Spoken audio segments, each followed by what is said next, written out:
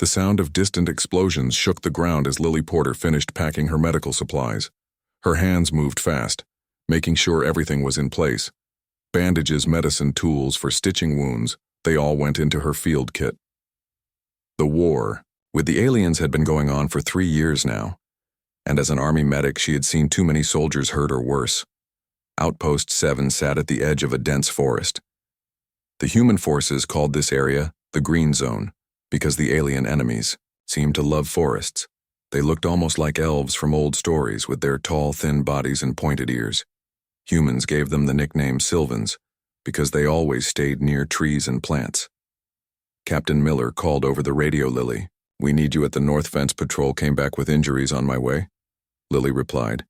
She grabbed her kit and ran past rows of temporary buildings and defensive walls.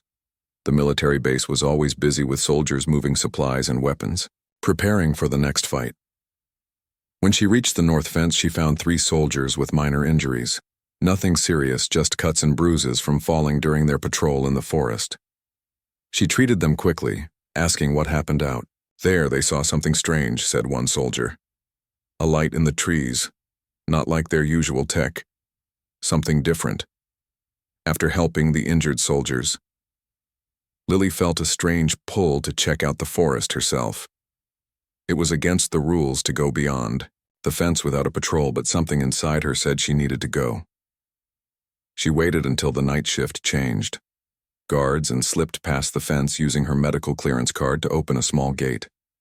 The forest was quiet. Too quiet. No birds, no insects, just the soft sound of leaves moving in the wind. Her flashlight made weird shadows as she walked deeper between the tall trees. The smell of smoke and something sweet filled the air. After walking for 20 minutes, she found the source of the strange light the soldiers mentioned. It came from a small clearing ahead. Lily turned off her flashlight and moved slowly, staying low and hidden behind bushes. In the clearing lay a wounded Sylvan alien, a female based on what little humans knew about their kind. Her skin had a soft glow to it with markings that seemed to move like slow waves on her arms and face. But the glow was fading. The alien was hurt badly with a large wound on her side. What surprised Lily most was the small creature curled next to the alien, something like a tiny dragon with scales that shifted colors in the moonlight. It made soft chirping sounds as it nuzzled against the wounded alien. Lily knew she should report this. She should call for a patrol to capture them. Both the alien and the strange dragon creature would be valuable to military intelligence, but as a medic, her first instinct was different. She saw pain. She saw a living being suffering. She stepped into the clearing. The dragon creature spotted her instantly. It rose up its scales, turning bright red as it spread small wings and hissed a warning sound. The alien woman opened her eyes. They were deep purple, almost glowing in the darkness. When she saw Lily, in her human military uniform, she closed them again. Her face showed she expected death. She was waiting for Lily to kill her. Something broke inside Lily, seeing that acceptance of death. She stepped forward slowly, raising her empty hands to show she meant no harm. The dragon creature hissed louder, moving between Lily and the alien woman. "I'm here to help," Lily said softly, knowing the alien probably didn't understand human words, but the tone might get through. She pointed to her medical bag, then to the alien's wound, making slow, gentle movements. The alien woman opened her eyes again, confusion replacing fear. The dragon creature still watched Lily with suspicion but moved aside slightly. Lily knelt beside the wounded alien and opened her medical kit. The wound was unlike anything she had treated before. The alien's blood was darker than human blood, almost purple, and seemed to have tiny lights within it. The wound itself looked like it came from a standard human pulse rifle. As Lily cleaned the wound, she noticed something strange beneath the alien's skin. Small devices or implants that seemed part of the alien's body. The technology was beyond anything humans had developed. It seemed alive, somehow moving slightly as she worked. The alien watched Lily with growing interest. She said something in a musical language Lily didn't understand. The dragon creature seemed to relax a little, its scales shifting to a blue-green color.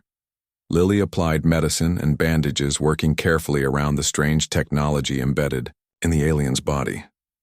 She knew human medicine might not work the same on alien biology, but basic wound care should help stop the bleeding. When she finished, the alien woman reached out slowly and touched Lily's hand. The touch sent a small tingling sensation up Lily's arm like a gentle electric current.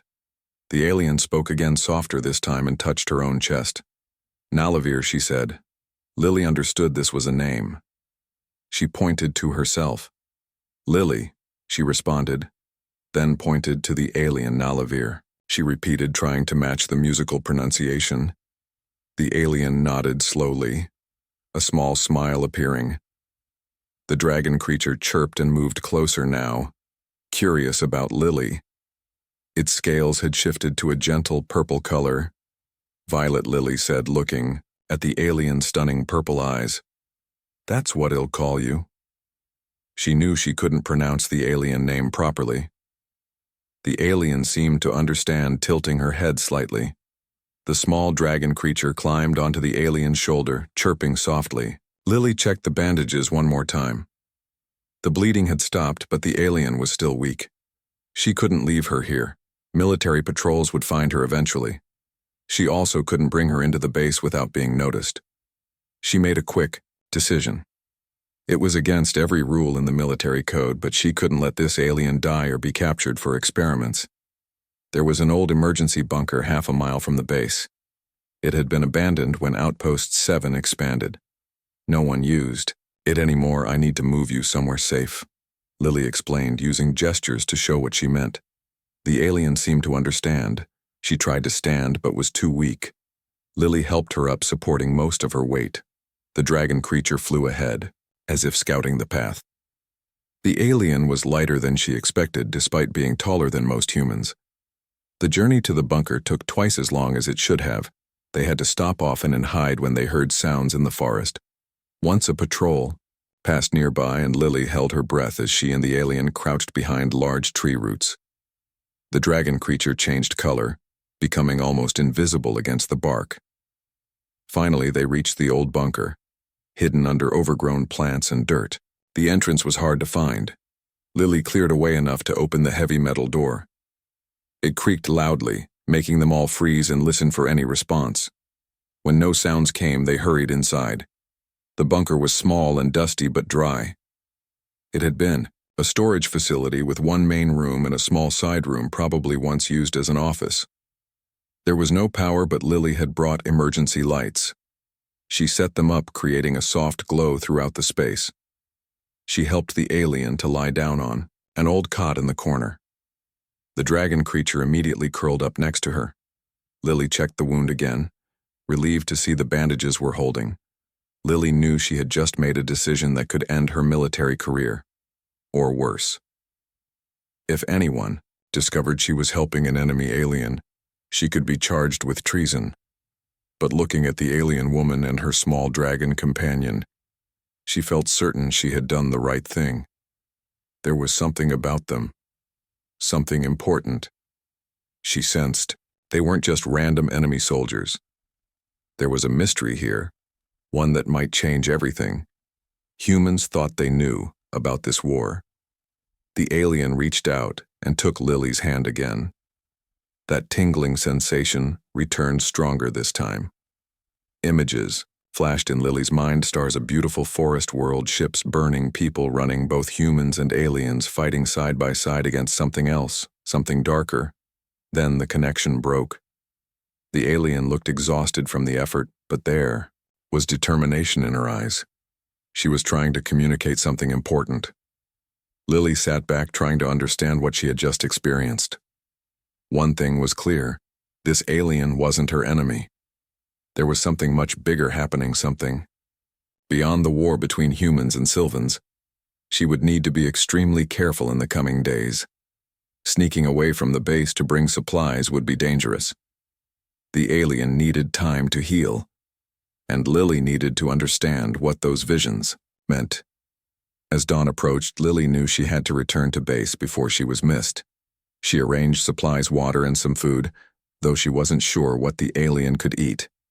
The dragon creature sniffed at the offering, seeming particularly interested. In the fruit. He'll be back tonight. Lily promised, though she knew the alien couldn't understand her words. She mimicked sleep, then pointed outside and made a circle motion to indicate the passing of a day. The alien nodded slightly. The dragon chirped, what sounded almost like a goodbye. As Lily slipped back toward the base, she realized her life had just changed forever. She was part of something bigger now, a secret that could change the course of the war, maybe even bring peace.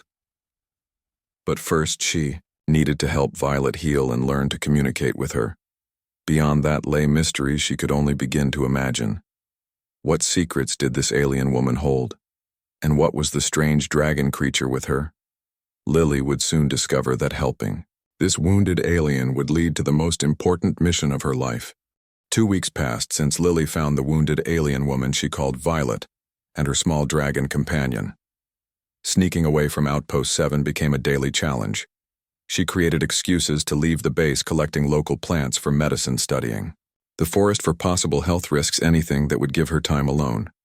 The bunker transformed into a livable space. Lily brought blankets, a portable heater, battery lights, and food.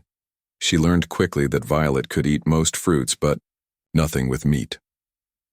The small dragon named Ezzy, as Violet managed to communicate, ate almost anything, especially shiny objects like metal scraps. Violet grew stronger each day.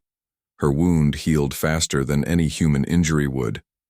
The strange technology beneath her skin seemed to help the healing process. Tiny lights moved under her skin around the wound area, slowly closing it from the inside. Communication improved slowly. Violet learned basic human words, and Lily began to understand some of the musical language of the Sylvans. But the most surprising development was Ezzy. The small dragon creature acted as a bridge between them. His color-changing scales shifted in patterns that somehow conveyed meaning when he touched both Lily and Violet. At the same time, images and feelings transferred between them.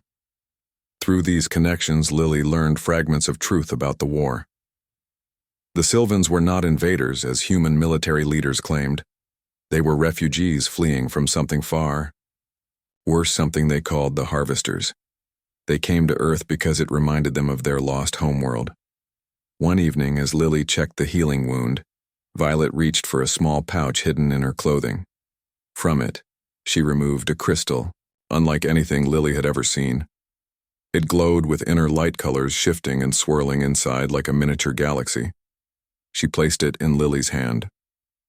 When Lily touched it, the crystal projected a 3-dimensional star map into the air between them. Violet pointed to one star, then to herself. Then she pointed to Earth. Finally, she pointed to a dark space at the edge of the map and made a frightened sound. Ezzy changed colors, rapidly becoming almost black with fear. Lily understood this was important. The crystal contained star maps, coordinates, navigation data, and something dangerous was coming. That same night, returning to base, Lily nearly ran into Grace Sullivan, her closest friend and fellow medic. Grace noticed Lily's distraction. "You've been disappearing a lot lately," she said with concern. "Everything okay? Just collecting samples." Lily lied, feeling guilty. Grace had always been honest with her. They shared everything since basic training, but this secret was too dangerous too. "Important, I'm here if you need to talk," Grace said. Her eyes showed she didn't believe Lily's excuse, but she wouldn't push further. Lily felt torn between her duty to the military, her loyalty to her friend, and her growing connection to Violet. She spent that night researching Sylvan technology on the military database, using her medical clearance to access classified files. What she discovered shocked her. Similar crystals to Violet's had been collected from battlefields across the world. They were being studied at a top-secret facility called Lighthouse. The reports described them as possible weapons or navigation tools for invasion. Lily knew the truth was different, but how could she convince others? The war was based on misunderstanding and fear. And now something worse threatened both humans and Sylvans. The next day, alarms sounded across Outpost 7. A Sylvan force had been detected nearby, moving through the forest. Lily feared they might be looking for Violet. She rushed through, her medical duties waiting for a chance to slip away. When she finally reached the bunker, she found Violet standing for the first time since her injury. Izzy flew excited circles around the room, changing colors rapidly. Violet spoke in broken English. "My people search." She pointed to herself. "They feel me." Her hand moved to her chest where one of the embedded technologies glowed faintly. Lily realized the Sylvans could track their own kind through the implants. This complicated everything. If they found Violet, they might attack the base thinking humans had captured her. If humans found her first, they would take her for study and experiments. "We need to move," Lily said, using simple words and gestures. "They know you're here." Violet nodded, understanding. She gathered the few possessions she had, including the crystal. Then she surprised Lily by removing one of the small devices from beneath her skin. It looked like a living circuit, bright lines moving through translucent material. She placed it in Lily's hand and closed her fingers around it. "See truth," she said. With visible effort, she added more words. "This war mistake. Both sides tricked harvesters coming." The device in Lily's hand felt warm. It seemed to pulse in time with her heartbeat. She carefully placed it in her pocket, not sure what to do with it, but understanding it was a gift of trust. They left the bunker, heading deeper into the forest, away from both the human base and the approaching Sylvan forces. Ezzy flew ahead, scouting. The path, his ability to change color, made him nearly invisible among the leaves. After an hour of difficult travel, they found a small cave hidden behind a waterfall. The space inside was damp, but defendable, with only one entrance. Lily helped Violet settle inside, then reluctantly prepared to return to base. "I come back," she promised, pointing to herself, then to the cave. Tomorrow she made the circle motion for one day. As she turned to leave, Violet grabbed her arm. The alien woman looked into her eyes with intensity. She placed her hand on Lily's chest, directly over her heart. "You different," she said. "Friend." She struggled to find more words. "You help. I help. Both worlds need truth." Lily nodded, understanding the gravity of what was happening. She was no longer just helping a wounded enemy. She was becoming part of something that might determine the fate of two species. When Lily returned to base, she found chaos. Sylvan forces had been spotted less than a mile away. A patrol had gone missing. The commander ordered everyone to battle stations. Grace caught up with Lily as she prepared medical supplies for potential casualties. "They found something in the forest," Grace whispered. "An old bunker with evidence someone was living there recently. They think a Sylvan spy." Lily's heart raced. They had found the bunker sooner than expected. Had they found any evidence pointing to her? She tried to keep her face neutral. "The commander wants to speak with you," Grace continued. "Medical expertise needed. Something about trace evidence." Cold fear filled Lily's stomach. She followed Grace to the command center, trying to appear calm. Inside the base, Commander stood with several officers around a table. On it lay several items from the bunker, including a bandage with dried purple Sylvan blood. Porter, the commander, acknowledged her. "Our patrol found these. Is this alien blood? And why does it have traces of our medical supplies on it?" Lily thought quickly. She had to protect Violet, but also avoid suspicion. "Yes, sir, that appears to be Sylvan blood, based on samples we've studied. The medical supply traces are interesting." She tried to sound professional and detached. "Perhaps they raided one of our outposts for supplies." The commander studied her face. Lily forced herself to meet his gaze.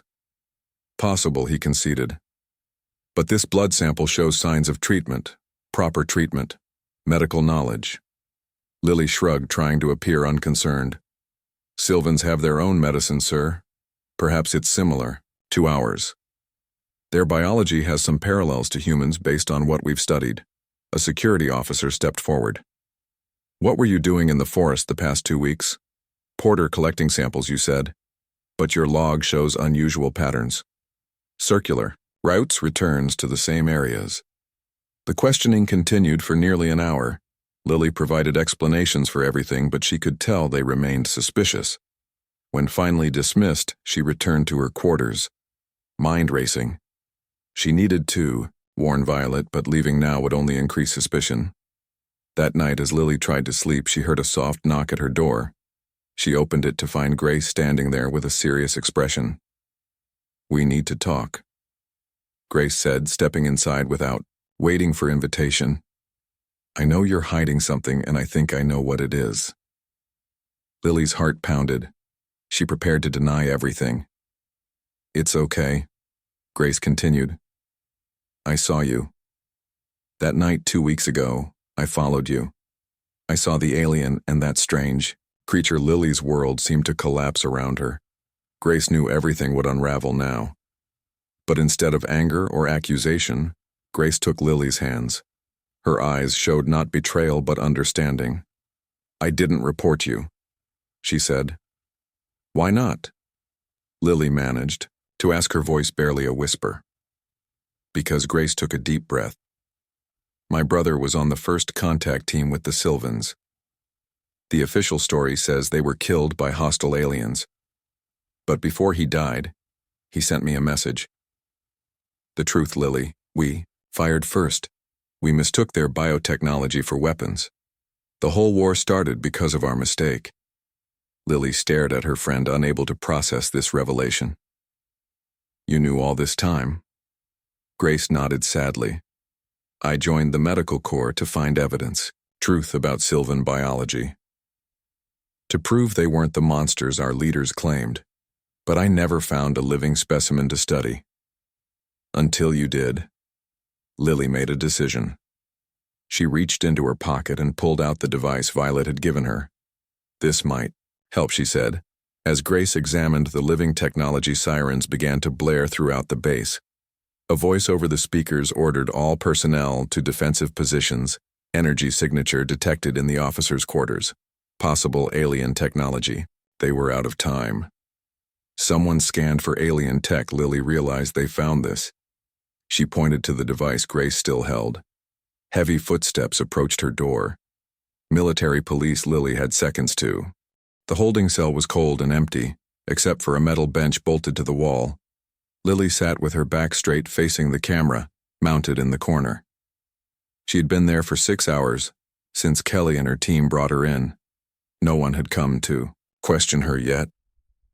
They were making her wait, breaking her down. Her mind raced with worries. Had Grace found Violet? Was the Sylvan woman safe? What about Ezzy, the small dragon creature? The crystal with the star maps? Everything important was now beyond her reach. The cell door opened. Kelly entered alone.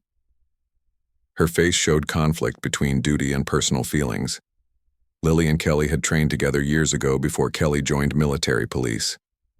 They had been friends once. "Stand up, Porter." Kelly ordered, her voice professional. "Hands forward." Lily obeyed. Kelly secured handcuffs around her wrists. "The commander wants to speak with you," Kelly said, leading her out of the cell. Her voice dropped lower, almost a whisper. They found unusual energy. Readings in the forest. Something big. Lily kept her expression neutral, but her heart raced. They were hunting for Violet. Maybe Grace had found her in time, maybe not. The hallway seemed longer than usual as they walked toward the command center inside. The large room, officers gathered around display screens showing forest maps and energy readings. The base commander looked up as Kelly brought Lily and Porter. He acknowledged, his voice cold. "We have questions about your alien friend. Specifically, what this is." He pointed to a screen showing a magnified image of the crystal Violet had carried. Lily remained silent. She knew anything she said would only make things worse. "We detected similar energy signatures 5 miles north of here," the commander continued. "And we found these." He gestured to a table where several items lay. Lily's medical bag, some bandages with Sylvan blood, and worst of all, the device Violet had given her. "Your friend Sullivan tried to run." He looked at Lily with hard eyes. "She was shot attempting to escape with these items." Lily's world shattered. "Grace. Shot, possibly dead because she tried to help. All because Lily involved her." Where is the alien? The commander demanded. Lily remained silent, staring at the items on the table. The device pulsed faintly, its inner light still active. Failure to cooperate in wartime can result in execution, Porter Kelly said formally, but her eyes showed warning, a hint of their old friendship. Before Lily could decide what to do, alarms blared throughout the base. Red lights flashed and the room filled with urgent voices. Multiple contacts north perimeter. Sylvan forces detected. The commander turned to the displays. Someone shouted, "Breach in Sector 4." They broke through the fence. Chaos erupted. Officers rushed to battle stations. The commander pointed at Lily. "Take her back to the cell. We'll deal with her after we handle this attack." Kelly grabbed Lily's arm, pulling her toward the door. As they hurried down the hallway, explosions shook the building, lights flickered. The sound of weapons fire grew closer. "This isn't a normal attack," Kelly said, her voice tight. "Something different. They never hit this hard before." An explosion rocked the hallway ahead of them, blocking their path to the cells. Kelly changed direction, pulling Lily toward a side corridor. "We need to reach the vehicle bay," she said. "Emergency evacuation protocol." Lily followed, trying to process everything. The Sylvans attacking with such force. Was it for Violet? Were they coming to rescue their own? The vehicle bay was a scene of confusion. Soldiers rushed to armed transport vehicles. Others loaded supplies. 2 large transport trucks already idled, their engines rumbling. Kelly pulled Lily toward a smaller Jeep in the corner. As they reached it, something crashed through the roof of the bay. A section of ceiling collapsed, crushing a truck and several soldiers. Kelly pushed Lily down behind their Jeep as debris rained around them. When they looked up, Lily gasped. Through the hole in the roof flew several creatures like Ezzy, but much larger. Dragon creatures with wingspan of 15 feet or more. Their scales shifted colors as they circled the bay. Some soldiers fired at them, but the creatures moved too quickly. One of the dragons landed near Lily and Kelly. Its scales shifted to a deep blue pattern Lily recognized from Easy when he tried to communicate. It looked directly at her, then at her handcuffed wrists. Kelly raised her weapon, but Lily spoke quickly. They aren't attacking us specifically, look." The other dragons were disabling vehicles and weapons, not killing soldiers, unless the humans fired first. This wasn't random destruction. This was a tactical mission. The dragon near them made a chirping sound Lily had heard from Ezzy. It extended a claw toward her handcuffs. "Let me go," Lily said to Kelly. "They came for me. Or for what I know." Kelly hesitated, years of military training warring with what she was seeing. "I could be." Court-martialed, more explosions rocked the base. The dragon grew impatient, its scales shifting to red. "It's our only chance." Lily insisted, "We have to trust them with a curse." Kelly unlocked the handcuffs. The moment Lily's hands were free, the dragon nudged her toward its back. "You want me to ride you?" Lily asked, incredulous. The dragon chirped again, more urgently. Kelly stepped back, weapon lowered. "Go," she said. "But this better not be what it looks like." Porter Lily climbed onto the dragon's back, holding tight to the ridges along its spine. The creature immediately leaped upward, powerful wings carrying them through the hole in the roof. The sensation of flight was terrifying and exhilarating. Wind rushed past Lily as the dragon climbed higher. Above the base, she could see the battle the Sylvans had broken through in multiple places. Their forces moved with purpose toward the command center. The dragon flew north away from the base. Other dragons joined them, forming a protective formation. Around her, Lily saw more dragons carrying passengers. Sylvans in their strange armor that seemed to grow from their bodies. They flew for nearly 20 minutes before descending toward a clearing in the forest. A large Sylvan ship sat there partially. Hidden by trees, its design was organic, unlike human vessels. Curves and spirals rather than angles and straight lines. As they landed, Lily slid from the dragon's back. Her legs felt weak after the flight. A group of Sylvans approached, tall and elegant, with the same glowing marks on their skin that Violet had. Their leader stepped forward, looking down at Lily with glowing eyes. "You helped Nalavir," he said in perfect English. His voice had a musical quality, but the words were clear. The humans call. Her Violet Lily responded. How do you know our language? We have studied humans for longer than you realize. We have watched, learned, prepared. The Sylvan gestured toward the ship. Come, your friend waits. Friend Lily followed. Hope rising. Grace might. Be alive. Inside the ship, the organic design continued. Corridors seemed to grow from the floor with walls that pulsed slightly as if breathing. Lights glowed from within the structure itself, with no visible sources. The air smelled like a forest, after rain. The Sylvan led Lily to a chamber near the center of the ship. Inside, she found Violet standing stronger than Lily had ever seen her, the wounds completely healed. Ezzy perched on her shoulder, his scales a happy gold color. Beside Violet stood Grace, alive but pale, with a bandage on her arm where she had been shot. Grace ran to Lily, hugging her fiercely.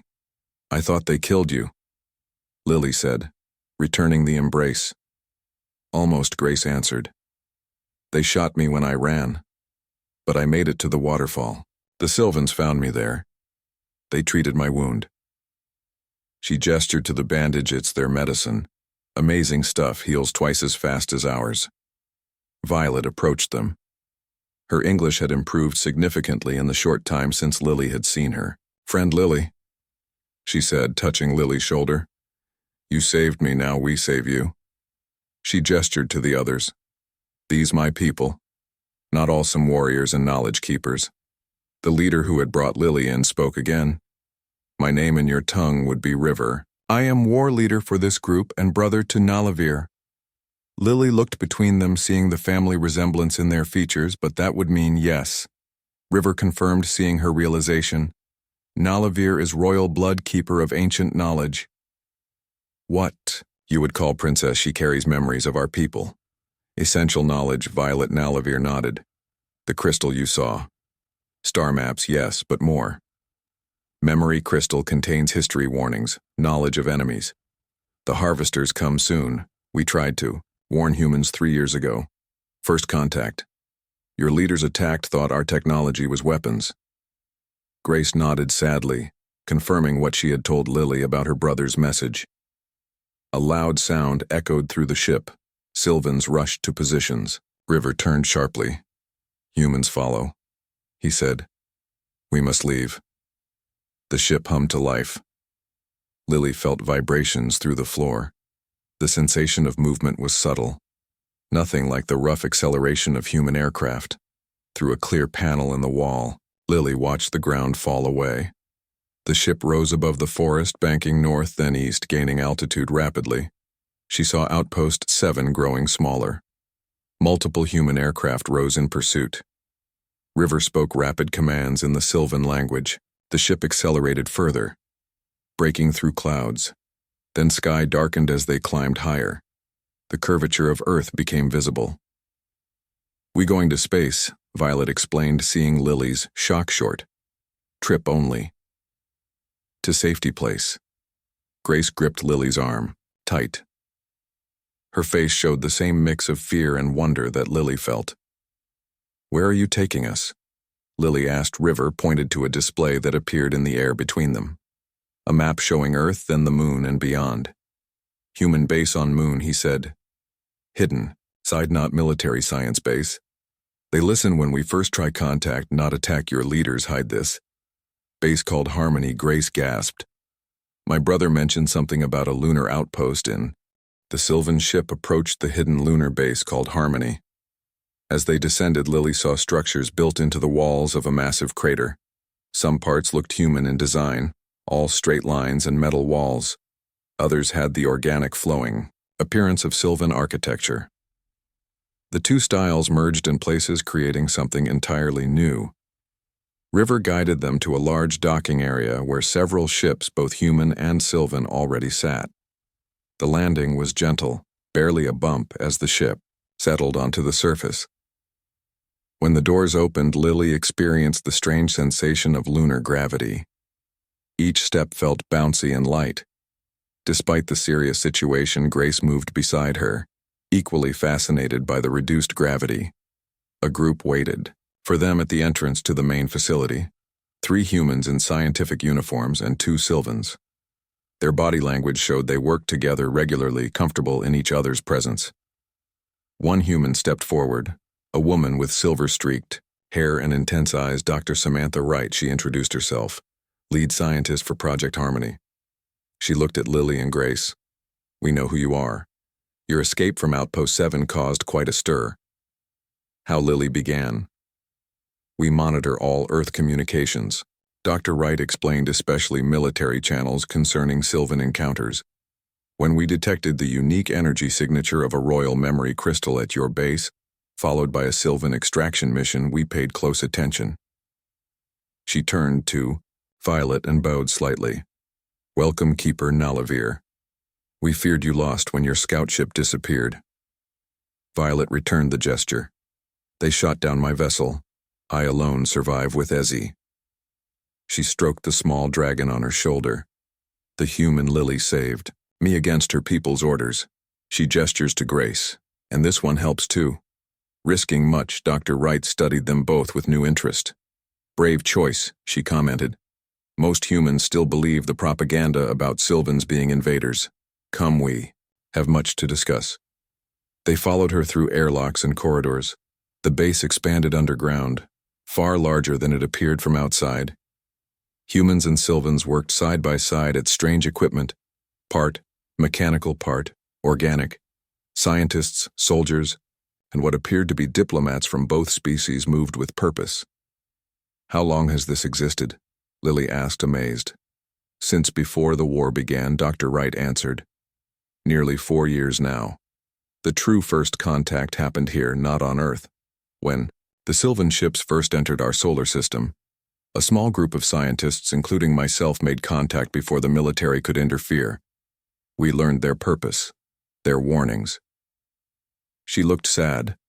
"But when the Sylvans approached Earth officially, military forces engaged without authorization. A terrible misunderstanding." "And you couldn't stop it?" Grace asked. "We tried." Dr. Wright sighed. "But by then, certain factions on Earth wanted a war. Military contractors, politicians with something to gain. They buried our communications, claimed the Sylvans attacked first. By the time we established this base, the conflict was already spreading. They entered a large circular chamber.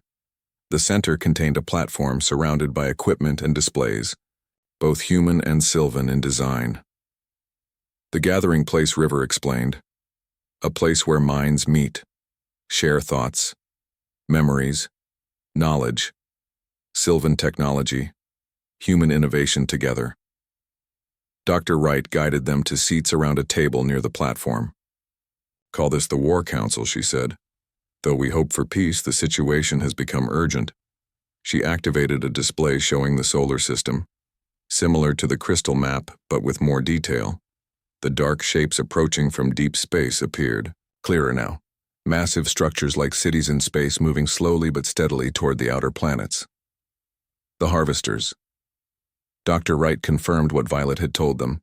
They will reach Neptune in approximately 3 months, Jupiter in 6 Earth. In less than a year. How do we stop them? Lily asked. Dr. Wright exchanged looks with River and Violet. "We don't know yet," she admitted honestly. "That's why the memory crystal Nalavir carries is so important. It contains records from the last Harvester, or thousands of years ago. Our ancestors fought them. But the knowledge was fragmented, lost as both our species developed separately." Another human entered the chamber, a tall man with dark skin and serious eyes. Commander Pike, head of defense. Dr. Wright introduced him. He nodded to them, then spoke directly to River. "The Earth military has increased patrols. They detected our ship. The Secretary General is demanding explanations." River made a dismissive gesture. "Let them, Earth leaders still. Think small war while greater threat comes." Pike shook his head.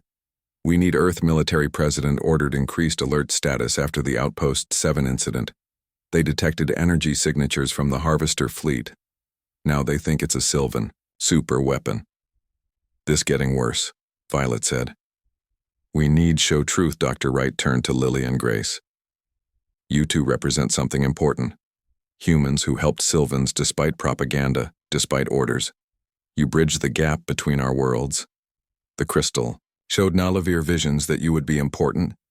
Lily remembered the images Violet had shared with her through touchstar ships, people running fighting together. It seemed impossible that she and Grace could matter so much. What can we do, Lily? Asked. We are just a medic and a nurse. Dr. Wright smiled. Exactly medical knowledge of both species. The Sylvan biotech, the implants they carry. The crystal shows this will matter.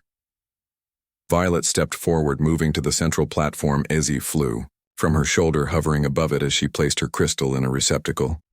The room darkened as the star map expanded, but this time with far more detail. Planets, stars, fleets in formation, battle plans.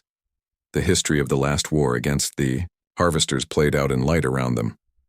Ancient knowledge, Violet explained, but incomplete. The Shapers who made both our kinds left tools, weapons knowledge, but separated between us. Humans got technology, machines, metal, and energy. Sylvans got living technology, biology, and harmony with nature. Two approaches, different strengths, two halves of whole. It makes sense, Lily realized aloud. Watching the light display, humans developed nuclear power space, traveled digital technology. The Sylvans developed biotechnology, living machines, their implants that connect them to each other and their environment. Grace nodded excitedly. The dragons, their ships that seem alive. Even their weapons grow rather than being manufactured. She added, the complementary approaches. Dr. Wright pointed to specific parts of the display. See here, the ancient war. Our ancestors fought together. Both approaches combined proved effective for a time. But then the display showed conflict between human ancestors and Sylvan ancestors fighting amongst themselves while the Harvesters attacked. Something turned them against each other. Dr. Wright narrated, the Shapers, themselves divided. Some wanted to fight others to negotiate with Harvesters. Our ancestors were caught, between, used as pawns. The separated. Commander Pike added, humans taken to Earth, hidden Sylvans to distant stars.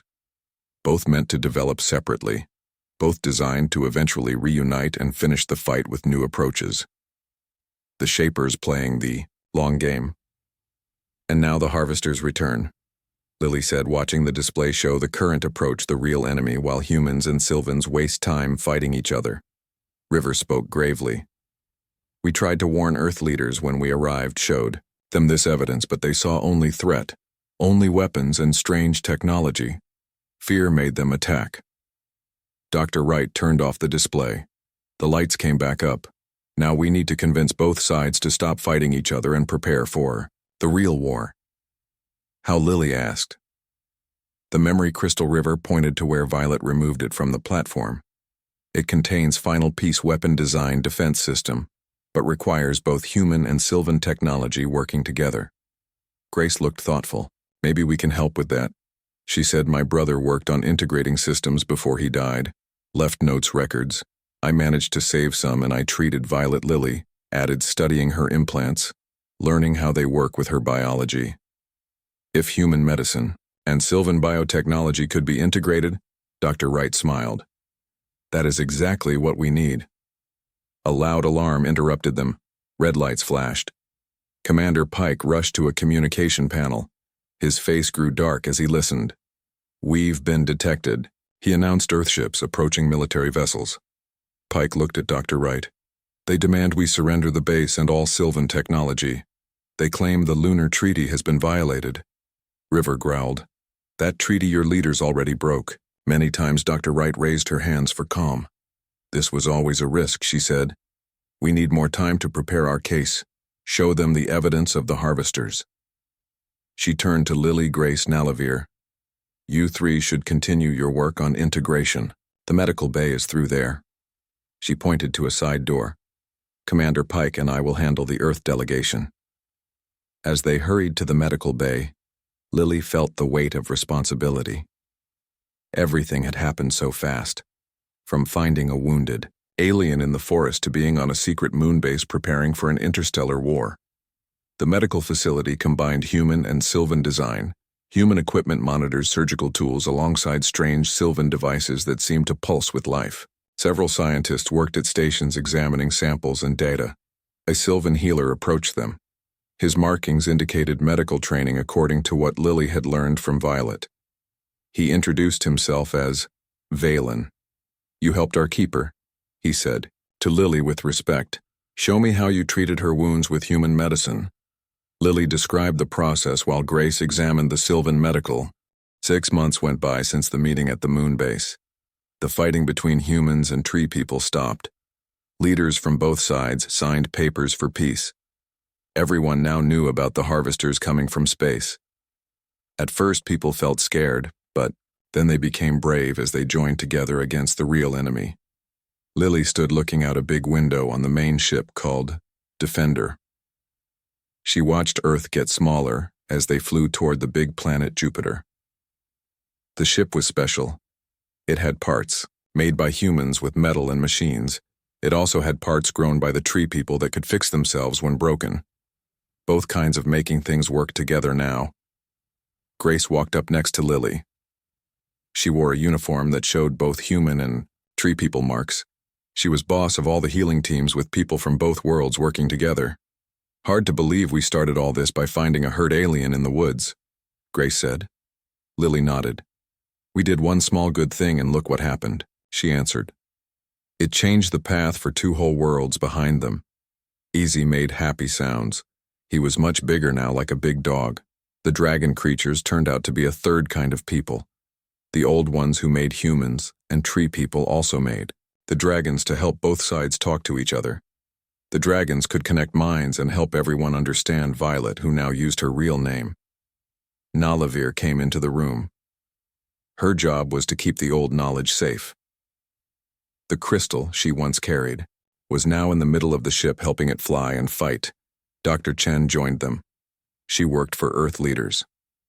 She used to not trust the tree people, but after Az helped her see the truth, she became their strongest friend. General Howard came in, too. He still looked not fully happy wearing the new uniform that was part machine, part living thing. The soldiers from both sides had the hardest time becoming friends after being enemies. "Tell us how things are," Nalavir asked. Dr. Chen turned on a big screen showing all their ships, 47 ships of different sizes, most built in just 6 months. Working together, they made new ships very fast. The harvesters have reached Jupiter General. Howard said, "They are starting to take things from the small moons around it, just like the old stories said they would." Nalavir looked at the screen. "This matches what the old knowledge tells us," she said. "They always start with the small moons, then bigger worlds, then the world with the most life." Earth, Lily said. "And our home worlds too." Nalavir added, "Most of our people now live on Earth. One defense is better than 2 apart." The ship shook a little as it went faster. The trip to Jupiter would take many days. Even with their best ship, space was too big to cross quickly. Commander Pike walked in with new fighting plans. "The weapons joining is almost done," he said. Tree people energy working with human bullets and bombs. This was their biggest win, putting together the best parts of both sides. Human weapons could shoot far and hit hard. Tree people weapons could change and move like they were alive. Together they made better fighting tools than either side could make alone. Grace showed her healing screen. "All healing rooms ready," she said. Human doctors using tree people growing magic. Tree people healers using human cutting tools. Both kinds of healing, making people get better twice as fast. Lily went to her own workspace. She was boss of the joining team, the group that found new ways to put human and tree people things together. Her team made the head connectors now on every ship. These let humans talk right to tree people, machines, and let tree people use human tools. More than just tools, they brought together ways of living, languages, even food. As they stopped being scared of each other, they found they were much the same. Even though they grew up on different worlds, both kinds of people wanted the same big things: keeping people safe, learning new things, working together. "They are so pretty," Nalavir said suddenly, looking at the screen showing Jupiter getting bigger. The big planet had many colors swirling in bands. The biggest planet circled by many moons, beautiful against the black of space. The harvesters would kill that beauty, take all its power, leave it dead like they did to many worlds before them. Old stories showed whole star groups emptied of power. Life worlds turned to dust, people all gone. Easy made warning sounds pointing at a different screen. The front ships had found something big power coming from the edge of Jupiter space. First meeting, General Howard said with a tight voice. Harvester front ships coming. This was the moment they had trained for the first test of their joined ships against the old enemy that had kept their people apart for so many years. Nalavir turned on the all-ship talking. All ships get ready for fight, she said. Remember your training. She showed the planned smaller ships going to the sides, with bigger ships like Defender making the middle line. Lily remembered the practice fights they did based on old stories. The Harvesters always sent small ships first. Testing how you fight, learning your ways before sending bigger ships they're making, was beyond what humans or tree people could do alone, but maybe not beyond what they made together. The screens showed them coming, dark shapes against the stars, not ships like normal, but more like moving cities, big things miles wide moving together. Their outsides ate light instead of bouncing it, making them hard to see first wave coming. Commander Pike said 5 Harvester front ships heading toward us. Nalavir touched the crystal talking tool, her tie to the old knowledge helping her know what to do. Shape 7, she ordered. All the ships moved into place. Grace held Lily's hand for a moment, both thinking about how far they came, from fighting each other to helping each other, from fear to trust. They helped build this, maybe the only, hope for both their worlds. The first Harvester light shot out, hitting one of the outside ships. Its shields lit up a mix of human power walls and tree people living catching stuff. The ship lived, shooting back. The fight had started. Many hours went by as the battle went on. The joined fleet did better than they hoped. Human thinking about fighting worked well with tree people feeling ways their weapons hurt the Harvester ships. Though 3 of their own ships died, most people got away in the new escape boats Lily worked with, joining teams all through the fleet, making the connections better as they learned how the Harvesters fought, finding new ways to put things together that worked well. In the healing place, Grace helped the hurt, ones both humans and tree people working side by side. The new mixed medicines saved people who would have died with only one kind of healing. Nalavir stayed tied to the crystal center, using the old knowledge, helping the fleet, looking for weak spots in how the Harvesters fought. As the first group of Harvesters went back to regroup, Commander Pike allowed a small smile. First fight to us, he said, but they learn, they change. Next fight will be harder. General Howard looked at the fighting screen. They aim for our joining points, he said, where human and tree people systems come together. They know the danger of our working together. Nalavir nodded. They remember, she said, the old war. Our old ones together were what they feared most. They fear us joining. Lily understood something. The Harvesters might have been the ones who turned their old ones against each other, stopping the very joining they now made happen. Dr. Chen came with news from Earth. All countries giving everything they have, making more joined ships faster. New safety buildings around Earth using both ways of making. Through the window, Jupiter looked huge. The main Harvester group now easy to see around the planet. Hundreds of the dark buildings taking power from the big planet getting ready to come toward Earth. Commander Pike called for quiet, a message from Earth.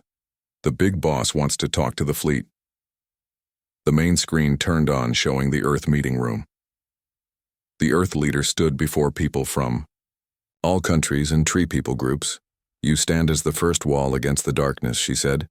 Today we fight not as humans, not as tree people, but as children of the makers joined at last. Our smart people keep working, making new weapons, new walls, based on what you learn in the fighting. The message kept going with news about Earth getting ready, moving people, making plans for more ships. When it ended, everyone on the bridge looked serious but strong. Nalavir turned to her team. We have something they not expect, she said.